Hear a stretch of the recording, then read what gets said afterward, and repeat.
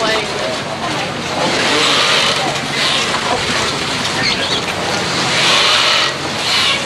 Freshwater research vessel in the world. Great Lakes are the largest body of surface freshwater in the world. The Lake Guardian was commissioned, I believe, just last year, and I hope we've had the ship for about 2.5 years. The commissioning was a little over a year ago. A year ago, okay. This is Wade Jacobson.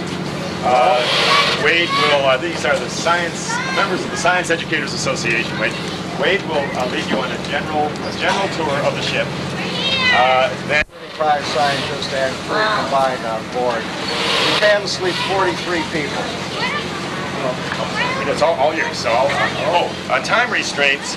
What did we say? How many minutes do we want to spend on the ship? About 40 minutes. 5. Protection Agency. It is the direct group that operates it. It's called the Great Lakes National Program Office. There's about 65 of us based in Chicago. The ones that are directly concerned with the monitoring of the lakes and the ship, there's only 11 of us. There will usually, during a sampling season, there'll be anywhere from 2 to 4 of that staff on board, along with 13 professional crew members, including marine technicians and marine scientists. We then have career-type biologists and chemists with their labs here. We will do the monitoring. We also have grants that we have given to the universities to do certain projects. We'll put out a request for proposal. Whoever comes up with the best gets the grant money. They're invited aboard. We give them room and board and a place to float on the lakes. We'll give them the equipment, people to operate it, and the support of a chemistry and a biology lab. We've had as many as 37 people on board the ship at one time. I think there were 14 from University of Minnesota, a couple from State University of New York, one from Argonne Lab outside of Chicago, and who knows how many others were involved, but it's a real mix. I had trouble keeping track of who is currently on board because the science staff will come and go during the trip, during the cruise. The permanent crew remain on for the whole summer. And we started out in April of this year. Had to get an icebreaker to get out of Saginaw Bay. We went through 10 miles, I think it was, of pack ice. Some pressure ridges as high as 14 feet. So we needed that icebreaker to get out. We've been through all 5 in excess of 13,000 miles at an average speed of 10 miles an hour. There are literally hundreds of sampling points that we return to on each cruise. But our type of sampling will change according to what the priorities are of the EPA and what we need for the research projects. Okay, this is a working ship, so it's not going to look like a cruise ship. Everywhere you see something that looks like a door, watch your feet. The other side, you have to step over, even inside, and the other side might be lower. Also, you have to watch your head on some of them for the taller members. These things are not good to grab onto to steady yourself because you get one hand down here, the other on here, you can lose a finger. So be careful of that. So come on aboard and I'll tell you a little more.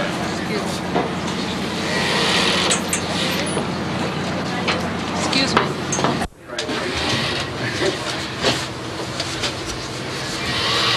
Okay, how many are there in this group? A lot. Give you one bit of word here. These 4 doors that you see in a row were added after the ship was designed and refurbished as a research vessel. Our needs changed, so we had to add some space. We have hazardous material storage. This is so we're in compliance with the Coast Guard regulations and the handling of hazardous material. We'll have large bottles of acid in there. We decant them into small ones to take them in the lab. I don't want to be carrying a liter of acid around on the ship. The next one is the productivity lab, and we have an organic extraction lab. These were things that we wanted a different configuration than what we originally planned, so these were added. They cost about $140,000 a piece. If our needs change again, we can take one of these off in about 2 days' time and add another one in about a week's time. We have 4 shelves that are waiting for that right now. Dr. Jake. Who's that? I have no idea. I thought it was some guy named Jake. It's the place of many hours of work that we used to have on site. Each one of our stations is sampled. There are several hundred stations throughout the lakes. There are approximately 12 instruments on here that give us continuous readings about 4 times a second. We can detect the amount of light coming through the water with this light bulb type device. We have chlorophyll being quantified, dissolved oxygen, pH, temperature, pressure, and maybe a half a dozen other things that I don't know about. Mr. Sullivan available. The 30. Okay, first 15.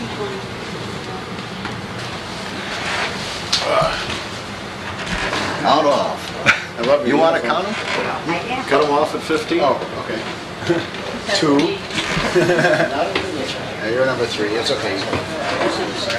Come back.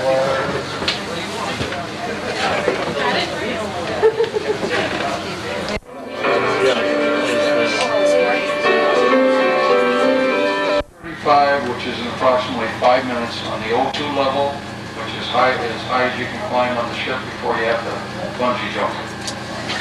And there's Pat over there in the corner, our chief mate, Pat Owens, here to help you and answer any questions if we can. I'd personally like to welcome all of you aboard. We've been talking at various stages of development today, from the kindergartners and the preschoolers on up through the grade schools and to a group such as yourself. Come on up, fellas. What I'd like to tell you, and I'm sure you've either read or I don't know what all your experience is with the environment, what's happening out here, but the vessel that you're standing on today is the United States government's newest, largest, cleanest, fastest, and non-polluting vessel on the entire Great Lakes. Pat and I are part of the crew. We're happy to be here. It's a great accomplishment. It's a challenge. It's an ongoing experience. We have some of the latest technology at our fingertips that's been provided by you as taxpayers. And this vessel, just to give you a little brief history of it, was built in 1981, launched in '82, and it worked down in the oil industry in the Gulf of Mexico for about 3 years until the bottom dropped out down there. And as a result of the economic upheaval in the oil industry, there's a little over 200 vessels like this that are sitting idle in the swamps down in Louisiana, Texas, and Florida. The EPA, we have dreamed about having the ideal platform, a better platform than we've ever had to work on before, wider, more duration, more habitability, and as a result, from looking at other research vessels and so on and so forth, we've sort of come up with what we thought would be the ideal situation with the money that was available to work with. So the government acquired this vessel for $750,000 amongst the 200 and some vessels that were down there, after spending another $1.5 million of architects, designers, shipyards checking out the machinery, the hull, the equipment, and the feasibility of converting this to what you're standing on today. That took another $1.5 million and almost another year.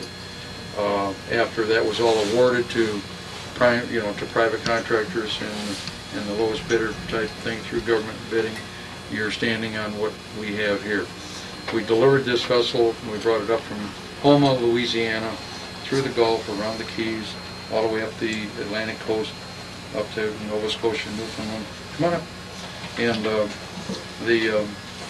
you can pay that man over there at the door $5. Only if he puts me on video. We have a refrigerator to repair. All donations are accepted. Okay. But we brought it up a year ago last December, it'll be 2 years this coming December. We just beat coming in through the seaway because we had a fire on board and we were delayed. We had some engine problems, we had generator problems coming out of the shipyard. But with all of that behind us, we beat the deadline by 4 days. We got to Bay City, Michigan on the 15th of December, and the seaway closed on the 19th. So we got in under the wire. So it took another 8 or 9 months to do the changes and add the equipment that we already had up here, because we've been working here for, well, since 1976 when I started with the EPA on 2 other ships, that some of the same equipment that you see here today, some of this equipment we've had on 2 previous ships. So the good key sampling equipment had to be brought on board here, wired, you know, getting it in place and so on and so forth. We used to sample forward on the other ships. On this ship we sampled on the stern or on the after quarters. So our whole concept is had to change slightly in the fact that we can't see anymore. We can't see what's happening forward, so now we have closed circuit TV over here in the corner, and we've added so many containers on here now that we have we're capable of carrying 8 by 8 by 20 foot overseas containers like you see some of the large ships crossing the Atlantic and so on and so forth. Well, that's the same exact size as these laboratories that we have on board. So we're designed to carry as many as 8. We currently have 5 on board. So you walk past 4 of them on the main level, and the one that you see up on this level with the louvered doors, that's what we call the HVAC, or our heat, ventilation, and air conditioning. All of those labs are completely independent. We can change laboratories, we can lift them off, interchange them. Each laboratory is designed, as you saw down below, for a specific purpose. And as opposed to the other ships, we only had a couple of laboratories that were, come on in folks, that were strictly the chemistry lab, strictly the biology lab, and now we have those permanent labs, but all of the other special applications, whether it be trace metal or extraction labs or productivity labs, they can all be interchanged. Now there's a couple of more very sophisticated labs that are being constructed right now that are going to do a lot of real specific and exotic sampling. Trace metals, for example, parts per quadrillion. We've had to launch like the small Zodiac that you see over here. Just our presence in the water, we contaminate the water just from the hull and the particles without any overboard discharge, but just the fact that you're there, you contaminate the area around you. So what we have to do is launch the small boat with this. There's no metal and no electricity, no batteries. We have to row out, and then they take their sterilized bags, open up this bag, get into the next bag, into the next bag, dip down and take their nice little sample, cap it, bring it back, go into the laboratory, and you'd think we were into some nuclear thing that was going to blow up in our face, okay? But this is how meticulous that certain phases of the operation get. So, you know, it's fun as a sailor just to watch what the experts do, okay? So, in some ways, I feel like I'm just the Greyhound bus driver, okay? It's our job to get everybody there. We keep an eye on the weather. We make sure that we keep the communications open, that we know what's happening with the weather, be versed with the latest changes in the aids to navigation. And we have a lot of things that help us do that. We get the local notice to mariners. They come out from the local Coast Guard. I'm sure some of you as boaters are familiar with them, but these detail which buoys are in which place and which ones are working, which ones aren't, which ones are out of location, which ones affect us, what river, what harbor is being dredged, where the problem areas are. They also give us notifications as to when the Loran chains might be undergoing a routine maintenance schedule where they would be off the air, where we can't use that information as reliable for our positioning. Okay, but the rest of the equipment that Pat and I have to work with up here, along with our wheelsmen, we always have 2 people, a minimum of 2 people up here. One is to serve as a lookout, or be the wheelsman and maintain the course or steer the boat, and the mate or myself or the mate in charge to do the navigating, check the charts, enter the positions, record how long, how far, how fast it is until the next station.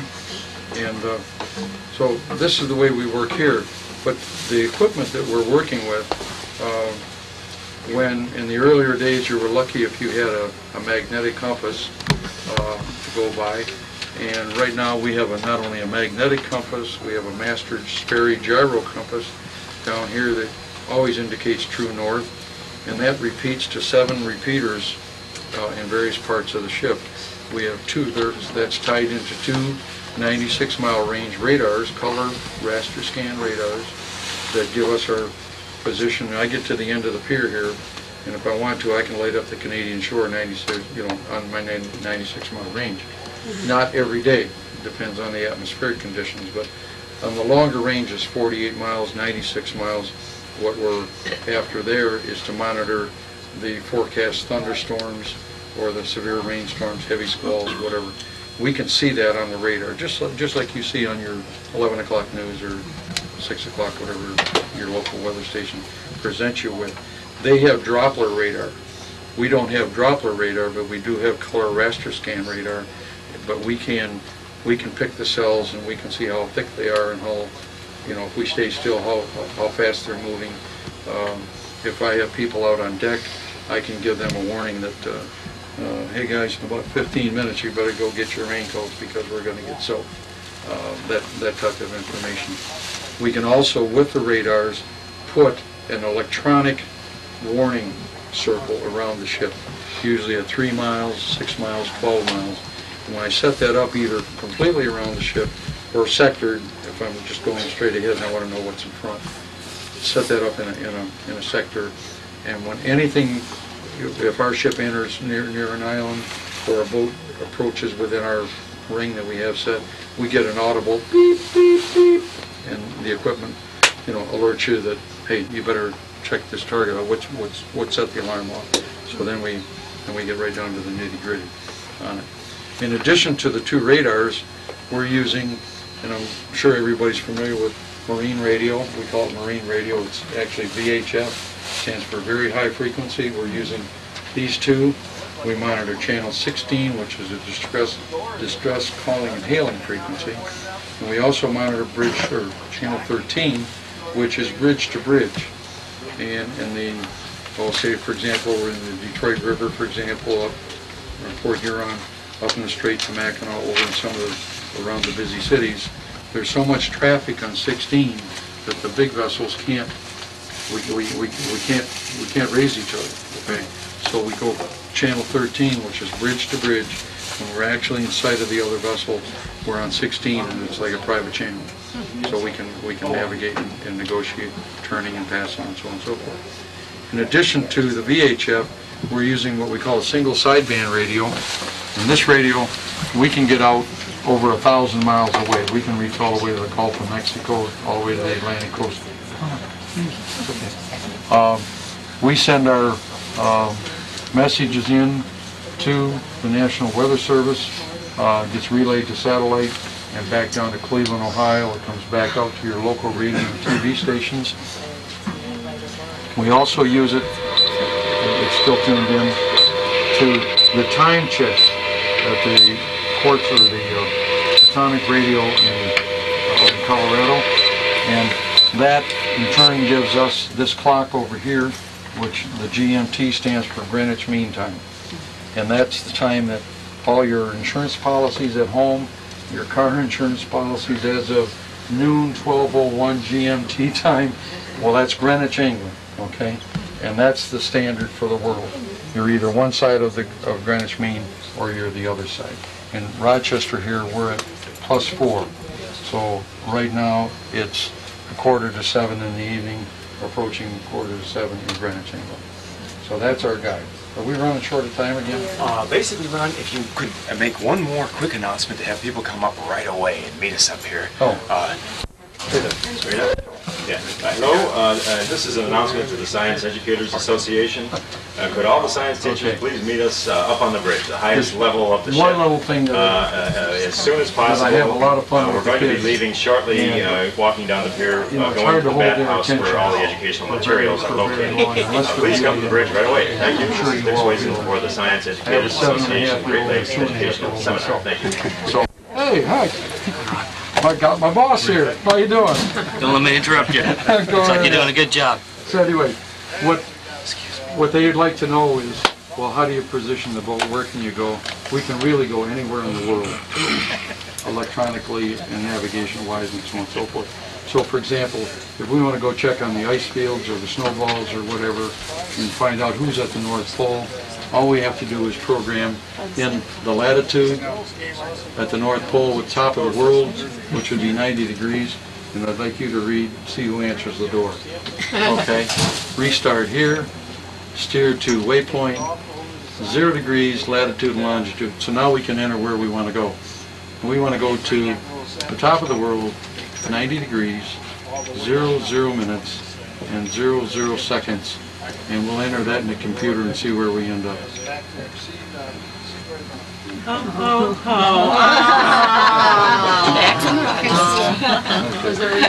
And you know who's there, right? You got to go east before you can go north. You'll never get out of here. So, these kids are not. Greg, come on, Greg. Yeah, you don't have the ball with you right now. Come on. Hey, good job. No, they won't get me right there. Okay, here. Each of you put this up. We're over at the museum. Remember how we helped out with the museum last year? Neil? Okay.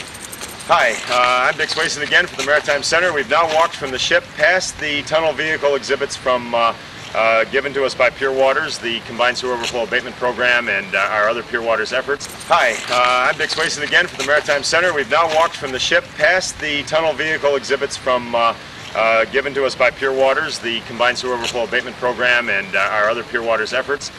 We've gone past those vehicles. Now we're in front of the bathhouse where our major exhibits are. The children here, Katie and Jonathan and Greg and Mark, were all on the ship earlier. We're just about ready to go into the bathhouse to see again the exhibits inside the bathhouse. This is the newly renovated Ontario Beach Park bathhouse. The county's been very generous to allow us to use the bathhouse, and inside we have 12 or 13 interactive manned environmental exhibits. Our major exhibitions here today are the U.S. Environmental Protection Agency research ship Lake Guardian. All of these exhibits in the Ontario Beach Park bathhouse.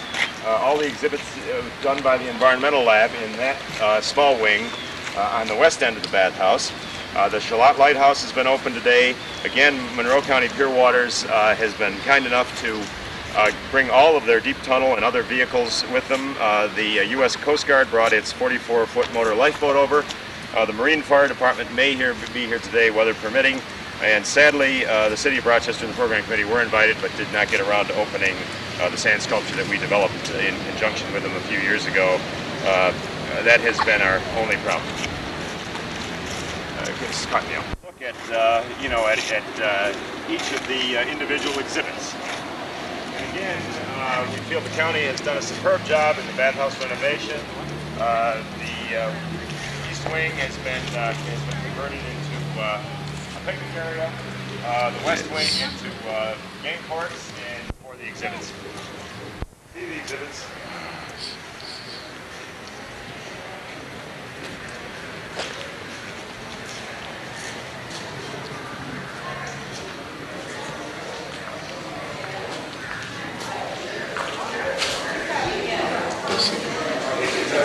This is we're now looking at the exhibits. There was a seminar earlier from the Science Educators Association. In the background, we can see the Adopt a Stream exhibit. I believe in front of us is the Monroe County Soil and Water Conservation exhibit. To the left, Monroe County Water Authority. And in front of us is the exhibit put together by the Maritime Discovery Center. The center has brought, in conjunction with SUNY Geneseo and Department of Geology, who donated it, has brought a large physical model of the Genesee River. Through the door, there are a number of other exhibits from the Monroe County Environmental Health Labs. In the foreground is a large model of the Genesee River, a huge topographic model that was developed by SUNY Geneseo Department of Geology and Art and generously donated to the Maritime Center. Maybe we can take a closer look at some of the other at the river model itself. We will try to start with the north. Well, we'll start with the south end of the model and work our way up north. Here you can see the very high topographic areas as the river descends into Pennsylvania. It runs through a fairly narrow valley up to Wellsville. Past Wellsville, the topography gets a little gentler and the valley a little wider. And you can see that right at about Portageville, near the Portageville High Bridge, the valley narrows down and becomes Letchworth State Park. Very deep gorge of the Genesee with the three beautiful falls, the beautiful, I believe, 1,400 or more acres of Letchworth Park. Here we have Mount Morris. The river comes through Mount Morris, over a dam. Here is the Mount Morris Dam. The valley broadens again, flattens and broadens, goes through Geneseo, Avon, Scottsville. Here is Rochester, and our other two waterfront towns of Irondequoit and Greece. Now perhaps if I walk around this way as I talk about the embayment, okay, cut of our model, because this depicts part of the Rochester embayment.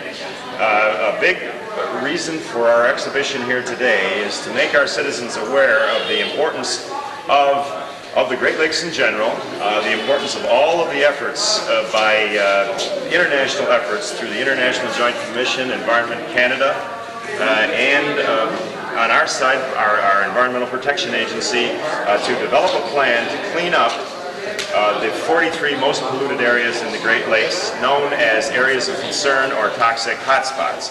Our Rochester embayment, this area, bounded roughly by 9 Mile Point in one direction, encompassing Irondequoit Bay, the Genesee River, if you'll excuse me, all the ponds and wetlands. Braddock's Bay to the west is known, this area here is known as the Rochester embayment. The important plan to clean this up, which we are working with in conjunction with the EPA research vessel Lake Guardian, with the EPA, with our County of Monroe, as rated by the Embayment Remedial Action Plan. Look at me. Razda, who is a representative from, come on over, Margaret, who is a representative from the Monroe County Planning Department. Margaret is part of the group known as the Monroe County Water Quality Management Advisory Committee, as well as her capacity as a planner at the County Planning Department. They're the main committee that advises on the remedial action plan. It's a committee composed of citizens, of public officials, town and village supervisors, industry, economic representatives, public interest groups, trying to get a bunch of different viewpoints to put together this plan on what kind of problems do we have in the area, what kind of water quality goals we want to see happening in the future, and finally, what kind of actions are we going to do, what are we going to implement to actually clean up this area. And then we're going to go as far as where are we going to seek funding sources and what kind of responsible parties want to get into doing the cleanup of these particular projects. The goal is to have this not be an area of concern. In other words, convince the International Joint Commission, which is composed of U.S. and Canada, that this in fact is no longer an area that needs to be cleaned up because we were going to get it in really good conditions. So that's what we're working towards. And also, Margaret, we might add that through the work of the Planning Council, the Water Quality Management, and the REWRAP group, 3 different watersheds do flow into the embayment: Ontario West, the Genesee River, and Ontario Central. And citizens are welcome to participate in the committee meetings for each of those individual watershed areas. Committees meet every month. Depending on where you live, which watershed you're in, you're encouraged to come to these meetings. if you are interested, I don't know what this is for, I can give you a number. The planning department, it's 428-5466. That's my number, and I keep track of the membership and help staff a lot of different citizen advisory groups. And I might add, I might add that our phone number at the Maritime Center is 266-0191. We're located our temporary home at 4450 Lake Avenue, and I can be reached. I'm Richard Swayson again, director of the center. I can be reached at 467-0897. We hope to make this an annual event. Right now, I'll just show you a little bit more of our Maritime Center exhibit, and later I hope that Margaret will be able to show more detail of the exhibits at the West End that are manned by the Monroe County Planning Council, but also the Health Department and the Monroe County Environmental Labs, who have a computer model of another one of the embayments, the Rundequoit embayment. We will look at that a little bit later. Right now, our exhibit is still being put together. If you can zoom in on this, Neil. The children have done a bit of a zebra mussel exhibit here. In the background, we have some information about a floating ship. Over here, this is important. We have. I don't know if you can focus in on that, Neil. You could take a quick pan around the building just to take another exhibit, and then we're going to come back and zoom in on our mission statement.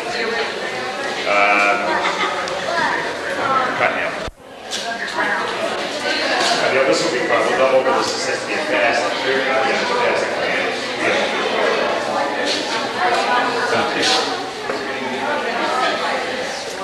Okay. Right now, we're at Maritime Center. Our mission of the Maritime Service Center. No, we could. We'd like to have it put up for when the